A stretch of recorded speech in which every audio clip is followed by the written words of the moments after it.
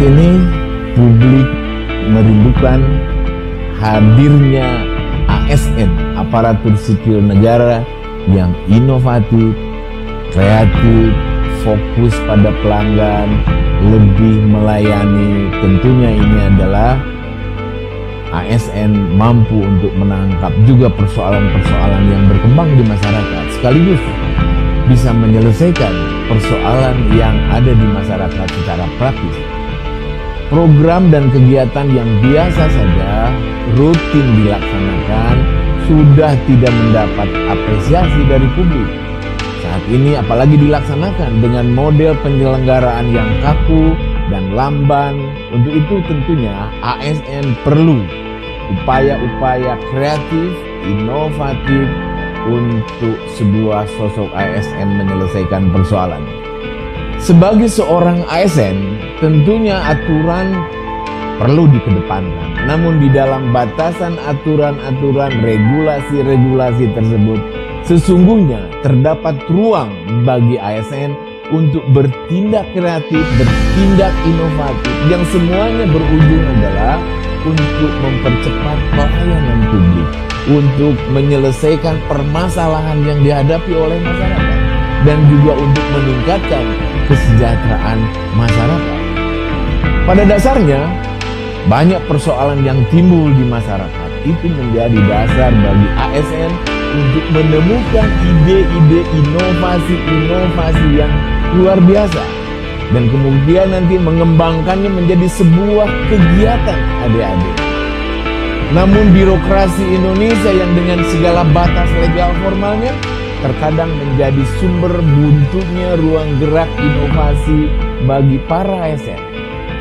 Kita lihat, kita bicara masalah birokrasi yang efektif, birokrasi yang efisien dalam pelayanan publik. Kita bisa melihat mulai dari pengurusan akte kelahiran, pengurusan identitas diri, pelayanan dasar tentang kesehatan, pelayanan pendidikan, dan lain-lainnya yang mencakup tentang pelayanan publik. Ini adalah menjadi hal yang sangat menjadi perhatian kita bersama. Surat menyurat merupakan kebutuhan dasar. Yang menjadi persoalan sekarang adalah seringkali pada saat kita membutuhkan layanan yang baik, membutuhkan layanan yang cepat, apa yang terjadi? Lamban dan berbelit-belit. Inilah persoalan kita. Padahal secara akademik, fungsi birokrasi adalah penyelesai masalah, word of solution. Namun dalam prakteknya, ini malah kita adalah bagian dari masalah itu sendiri. Hal ini kemudian yang menyebabkan malasnya masyarakat untuk berurusan dengan birokrasi, urusan dengan pemerintahan. Sehingga dengan demikian, kita perlu menghayati, kita perlu mengulas, kita perlu membedah kira-kira karakteristik apa yang akan kita capai dalam pembelajaran nilai. Nilai-nilai dasar pelayanan publik seperti apa yang harus kita pelajari, sehingga apa yang kita lakukan betul-betul dapat menyelesaikan persoalan-persoalan yang dihadapi oleh masyarakat. Bismillahirrahmanirrahim. Assalamualaikum warahmatullahi wabarakatuh. Selamat pagi, salam sejahtera bagi kita sekalian. Para peserta diklat yang saya banggakan, yang saya hormati, kali ini kita akan membedah mata diklat komitmen mutu. Untuk mengawali masuk pada materi komitmen mutu, saya mencoba untuk membuat diskusi bagi Bapak dan Ibu. Faktor yang sangat penting dalam pembelajaran mata pelatihan komitmen mutu terletak pada pemilihan metode pembelajaran yang tepat. Untuk itulah kita telah menerapkan metode pembelajaran yang namanya experiential learning melalui pembiasaan diri di tempat kerja sebagai bekal melakukan habituasi adik-adik. Antara lain kita sajikan film pendek dan kita diskusikan, kita membahas kasus-kasus yang relevan dialami di tempat kerja masing-masing sesuai dengan value yang kita harapkan. Dengan nama ini adalah concrete experience. Diskusi mengkritisi, memverifikasi value yang saudara-saudara hadapi. Ini masuk kategori reflective observation. Ada lagi, membuat rencana kerja sebagai internalisasi dalam penerapan value. Ini adalah abstract conceptualization dan memberikan gambaran umum kepada para peserta dalam mengaktualisasikan value pada agenda habituasi atau lebih dikenal active experimentation. Pendekatan ini kita lakukan untuk memberi penguatan terhadap peserta pelatihan dalam melatih dan memecahkan kasus-kasus komitmen mutu yang akan saudara-saudara pecahkan. Dalam studi kasus, tentunya kasus-kasus yang dibahas adalah berdasarkan kepada pengalaman mereka, pengalaman adik-adik di tempat kerjanya masing-masing. Sehingga nantinya akan memberikan kemudahan cara berpikir peserta, cara berpikir adik-adik dalam merancang kegiatan yang akan diaktualisasikannya di tempat kerja masing-masing.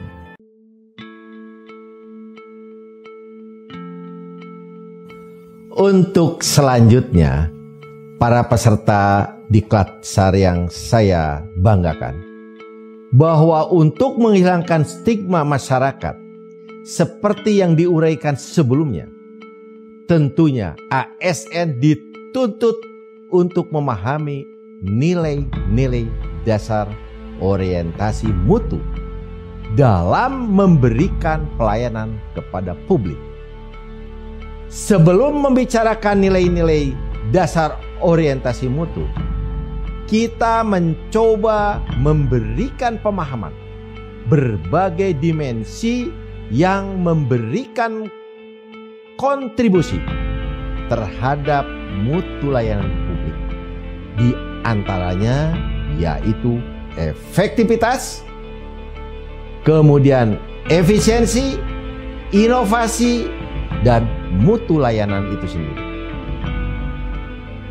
Sedangkan yang dimaksud efektivitas organisasi berarti sejauh mana organisasi dapat mencapai tujuan yang telah ditetapkan. Efektivitas diukur dari performance dalam mencapai target, kualitas dan kuantitas yang dihasilkan. Tentunya ketepatan waktu, alokasi sumber daya, kepuasan dan terpenuhinya kebutuhan pelanggan atau yang disebut customer. Sedangkan efisiensi tentu saudara-saudara paham, yaitu adalah dengan jumlah sumber daya yang digunakan sesuai dengan yang ada mencapai tujuan organisasi. Biasanya efisiensi ditentukan oleh seberapa banyak bahan baku ataupun sumber daya yang harus disediakan. Apakah itu berupa uang yang harus dikeluarkan, apakah jumlah tenaga ataupun waktu yang diperlukan dan lain sebagainya. Artinya dengan sumber daya yang minimal akan menghasilkan sesuatu yang optimal.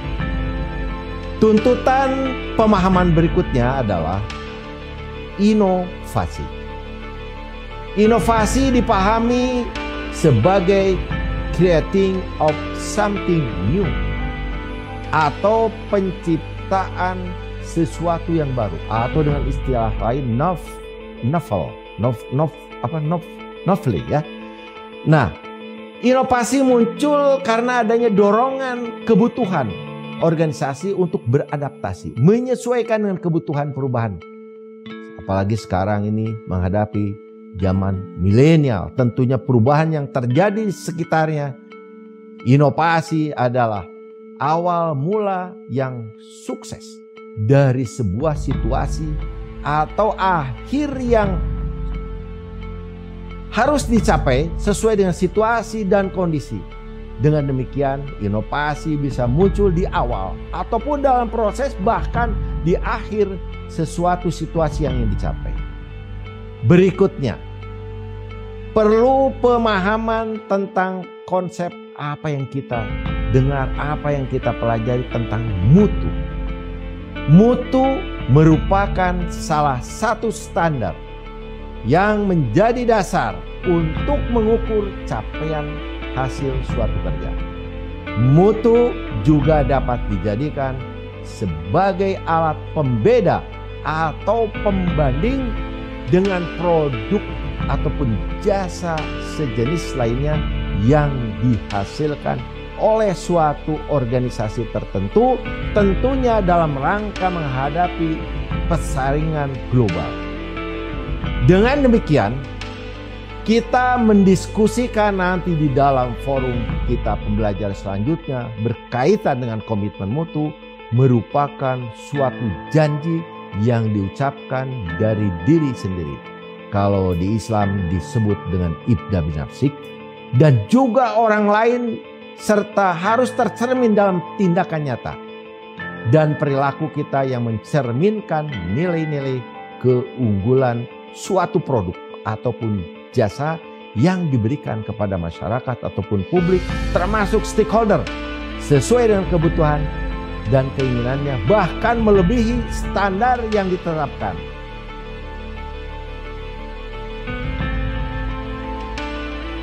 Ya, saudara-saudara peserta Diklat-SAR yang saya banggakan. Selanjutnya mari kita coba bahas bagaimana mengimplementasikan dimensi-dimensi yang memberikan kontribusi terhadap mutu ataupun terhadap kualitas pelayanan publik yang telah saudara rancang ke dalam kegiatan-kegiatan yang akan saudara buat rancangan aktualisasi itu dan juga akan dilaksanakan serta akan menjadikan agenda habituasi. Kita mulai dengan mengurai karakteristik dari nilai-nilai dasar orientasi mutu layanan publik yang menjadi rujukan dalam merancang kegiatan. Di antaranya karakteristik pertama nih ya, pertama, komitmen bagi kepuasan masyarakat. Hal ini dapat diperlihatkan kepada masyarakat dalam bentuk slogan-slogan dan lain sebagainya, khusus untuk meyakinkan publik terkait bagaimana layanan yang akan mereka dapatkan dari institusi yang sedang dikunjungi. Sedangkan karakteristik yang kedua, pemberian layanan yang tepat, ya, cepat, dan dengan senyuman ramah. Hal ini dimaksudkan untuk memberikan kenyamanan serta kepuasan bagi masyarakat yang dilayani, sehingga mereka merasa senang, merasa puas atas layanan yang telah didapatkannya karena melebihi dari standar pelayanan yang ada. Karakteristik yang ketiga, yaitu pemberian layanan tanpa cacat, tanpa kesalahan, berkualitas tinggi, tidak ada pemborosan, sehingga walaupun fasilitas seadanya, masyarakat yang dilayani tetap dapat merasakan kenyamanan serta kepuasan tersebut. Karakteristik keempat perlu saudara-saudara perhatikan adalah memberi perlindungan kepada publik ya, ketika terjadi perubahan, baik berkaitan dengan pergeseran tuntutan kebutuhan customer ataupun klien, perkembangan teknologi yang selama ini berkembang cepat, maupun sebagai konsekuensi dari lahirnya suatu kebijakan baru yang terus berkembang. Nah, selanjutnya saudara-saudara, karakteristik yang kelima adalah pendekatan ilmiah dan inovatif dalam memecahkan suatu masalah ataupun problem solving, serta untuk mengambil suatu keputusan atau decision maker.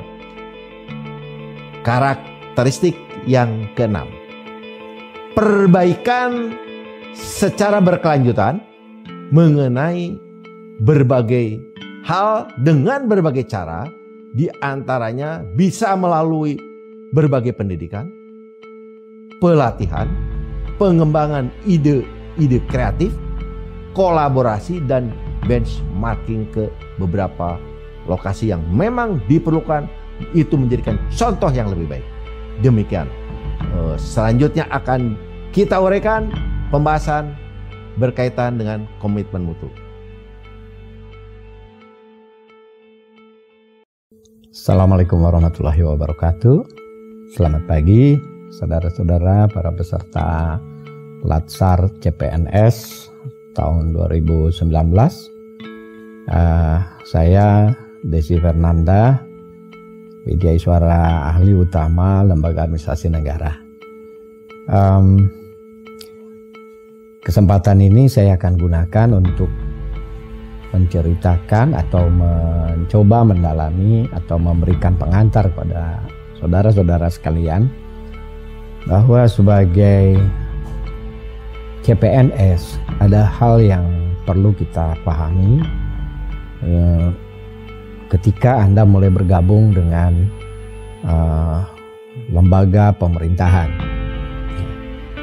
Yang ingin saya sampaikan adalah bahwa sebagai seorang PNS nantinya, saudara harus memahami bahwa pegawai negeri sipil atau aparatur sipil negara dewasa ini sangat menjadi sorotan publik. Apa yang menjadi sorotan publik adalah kinerja dalam pelayanan kita kepada masyarakat. Nah, dalam hal ini yang menjadi sorotan adalah bagaimana kualitas pelayanan itu sendiri atau mutu pelayanan kepada masyarakat. Masyarakat memiliki harapan yang tinggi terhadap pemerintah, terhadap setiap pelayanan yang disampaikan oleh pemerintah melalui kinerja aparatur sipil negara. Saudara-saudara, berhubungan dengan hal tersebut, maka kita sebagai ASN diharapkan memiliki kemampuan dan komitmen untuk bagaimana menghasilkan pelayanan yang terbaik bagi masyarakat. Untuk bisa melakukan hal itu, tentu sudah banyak hal yang dilakukan selama ini oleh pemerintah dan oleh Korps ASN itu sendiri. Yang terpenting adalah bagaimana ketika kita di dalam melaksanakan komitmen mutu itu, kita selalu berpikir secara kritis tentang apa yang sesungguhnya diharapkan atau diinginkan oleh masyarakat. Kita berpikir kritis untuk menemukan masalah-masalah apa yang terkait dengan pelayanan yang kita berikan kepada masyarakat. Apakah pelayanan itu misalnya terkait dengan kecepatan proses, kecepatan atau prosedur di dalam mengerjakan layanan yang kita berikan kepada masyarakat. Persyaratan-persyaratan apa yang harus disampaikan atau yang harus dipenuhi oleh masyarakat. Apakah mereka mengetahui persyaratan tersebut dengan jelas? Bagaimana kita bisa memberikan informasi yang memadai bagi masyarakat? Ini adalah persoalan bagaimana kita bisa menemukan ada masalah apa yang terkait dengan pemberian pelayanan kita kepada masyarakat itu sendiri.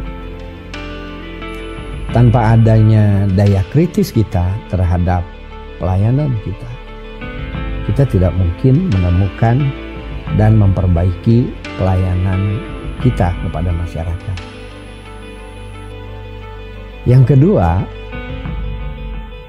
kemampuan yang harus dimiliki oleh ASN di dalam memperbaiki atau meningkatkan kualitas pelayanan kita adalah kemampuan untuk berkreasi atau apa yang disebut dengan creative thinking. Berpikir kreatif adalah berpikir tentang bagaimana menemukan solusi-solusi yang memadai untuk bisa memecahkan persoalan yang dihadapi oleh kita di dalam melaksanakan pelayanan kepada masyarakat itu sendiri. Jadi dalam hal ini seperti tadi saya katakan, kalau ada persoalan bagaimana prosedur kerja, apakah publik memahami prosedur kerja tersebut atau tidak? Apa persyaratan yang harus dipenuhi oleh mereka?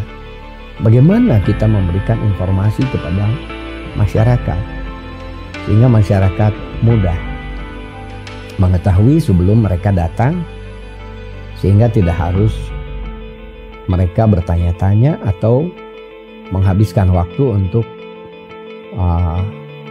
pergi dan kembali lagi dan datang lagi, sehingga mereka tersita waktunya.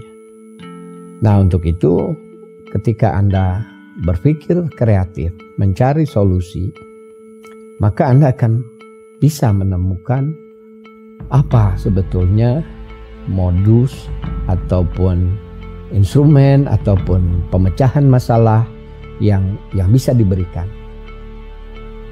Nah, misalnya saja Anda kemudian datang dengan oke, kami akan membuat program online, atau kita akan membuat solusi, membuat pengumuman, membuat sebaran dan sebagainya, sehingga masyarakat akan mengetahui tentang bagaimana sebetulnya persyaratan-persyaratan minimum ataupun layanan-layanan yang kita akan berikan.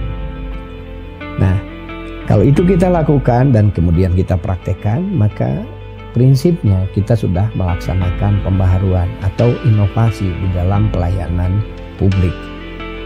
Nah, saudara-saudara, sebagai calon pegawai negeri sipil, CPNS, calon ASN, Anda mungkin berdasarkan pengalaman bisa memahami apa yang sebetulnya selama ini Anda sendiri pernah harapkan sebagai ASN.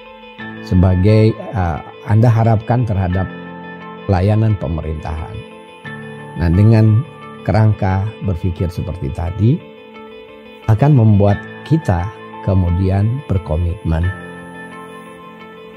terhadap mutu dari pelayanan kepada masyarakat. Baik, saya kira dua hal tadi, ada 3 kata kunci ketika kita terus berkomitmen kepada mutu adalah: pertama, kita mengetahui adanya persoalan dengan berpikir secara kritis. Yang kedua adalah bagaimana Anda bisa memecahkan masalah itu dengan berpikir kreatif. Dan tentu hasilnya adalah sebagai pegawai negeri sipil Anda mampu melaksanakan perubahan dan perbaikan-perbaikan melalui proses inovasi. Saya kira sekian pengantar dari saya pagi hari ini, ya, untuk bisa nanti di dalam pembelajaran Anda gali lebih dalam lagi bagaimana untuk memperbaiki dan berkomitmen terhadap mutu pelayanan publik. Sekian, Assalamualaikum warahmatullahi wabarakatuh. Selamat pagi.